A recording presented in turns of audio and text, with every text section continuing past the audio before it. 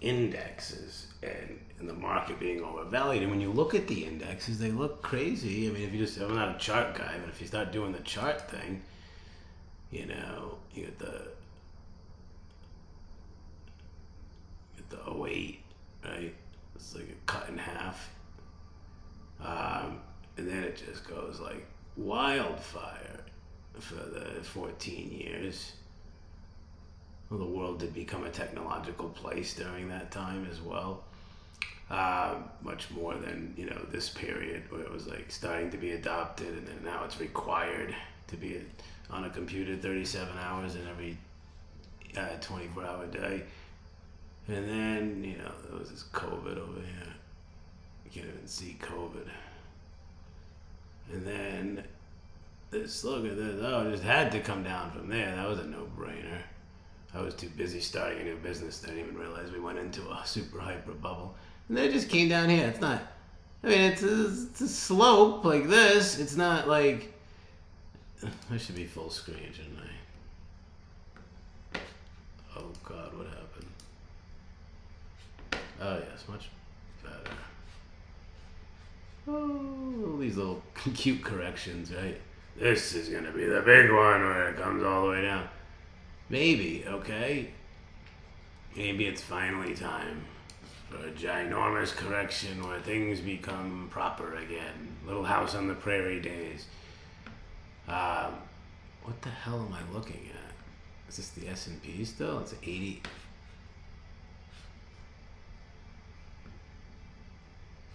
Oh, I'm in the fucking 60s. Looks just like now. 80s, alright. Wee, I love riding it. I always go on the ride with it. Wee, oh God. Up, up, up, up, up, up, up, up, up, up. 2013, we're back. And then it just keeps going. Oh, a couple of little corrections. Yeah, the old 15. Was that 2018? Yeah, the old 2018. That's when I started investing, pretty much. I had bought just a few things, and I saw my portfolio, and I was like, oh, what's going on here?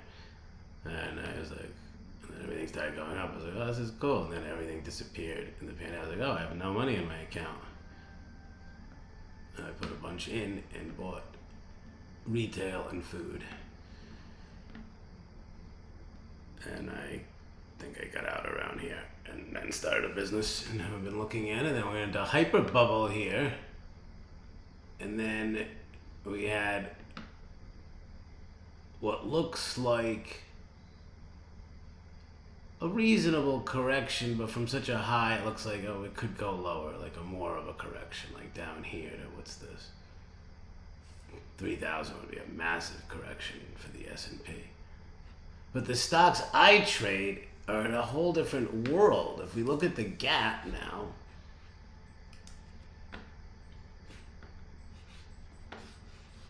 can I go back to the 60s with the gap too?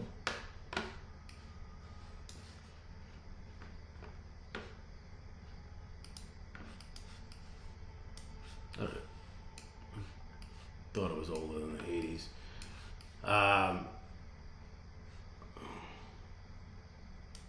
Imagine if it showed me 2024 and 25, that'd be great. So when I look at the gap, it's virtually at a 28-year low.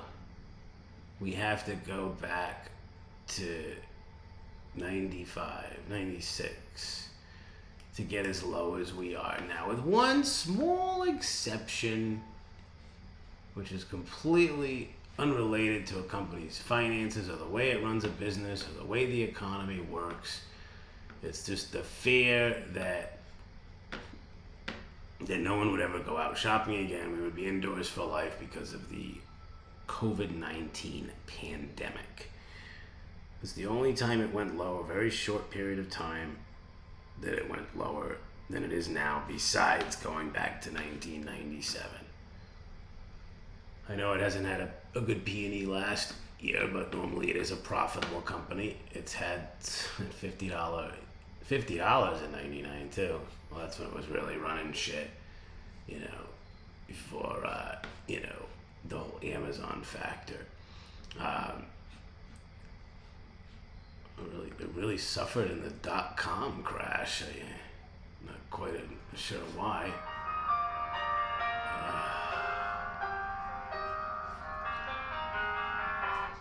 Really suffered in the .com crash. That's interesting. I would think it would. I don't know why that happened. So,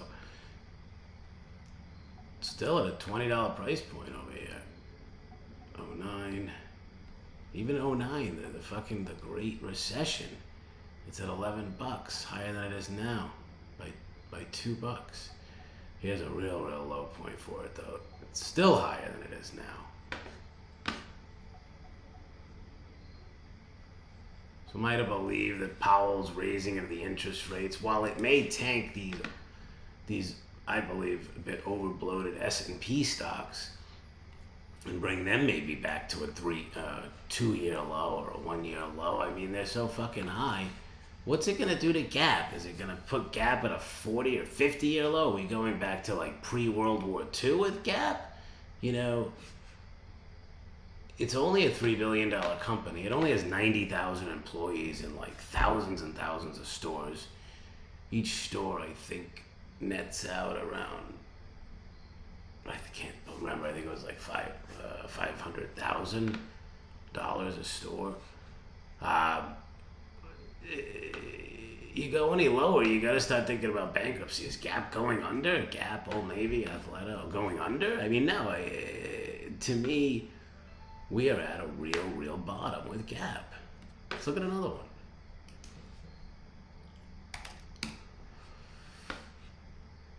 Let's look at the Nasdaq quick, just like we did with the S&P. It's the same thing as the S&P.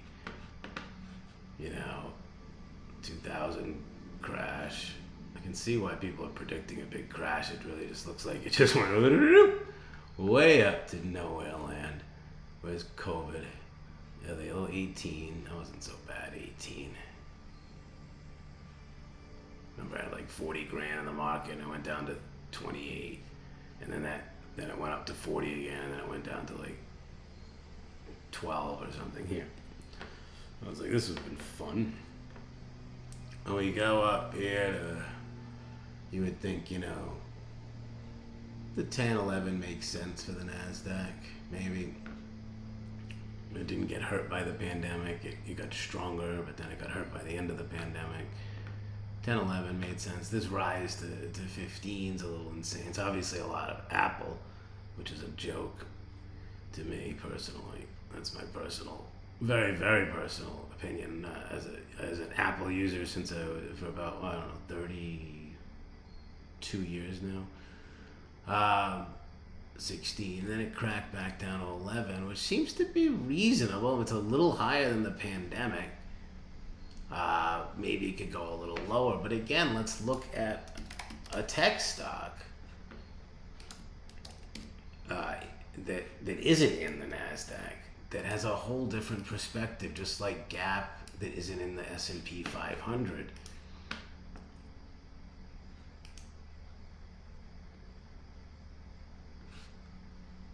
All right, what are we looking at here? Oh, it's not a very old company, so I guess 2014.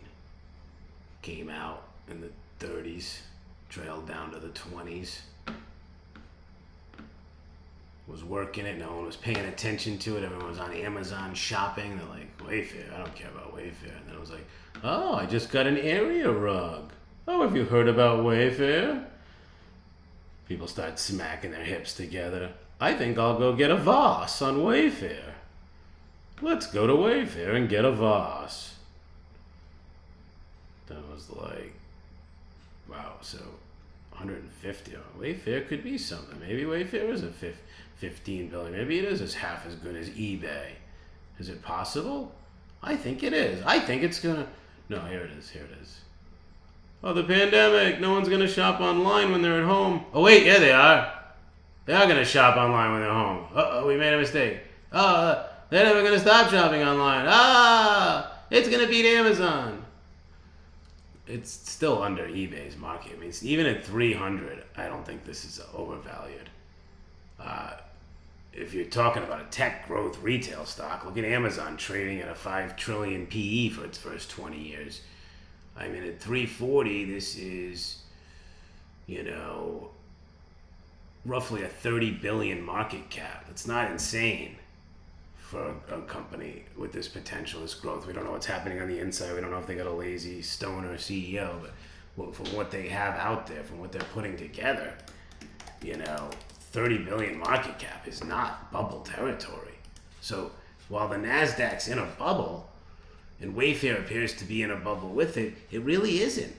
Some of these tech stocks are really deserving to grow. I mean, DocuSign going to 100 billion, that doesn't make sense. But Wayfair going to 30 billion makes sense. Reasonable correction, back up again, and then maybe let's play it carefully here. Maybe things got a little too big too fast. Maybe 15 billion's good for Wayfair. No, screw you. Wayfair's not worth more than a couple of $1 billion. They only serve products to the entire world and compete with Amazon.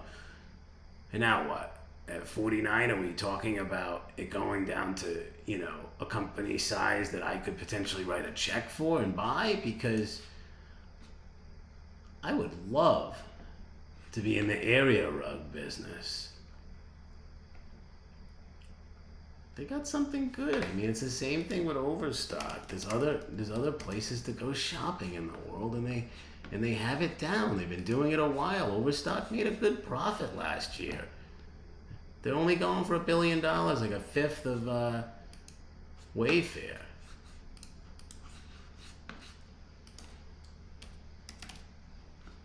Look at Overstock.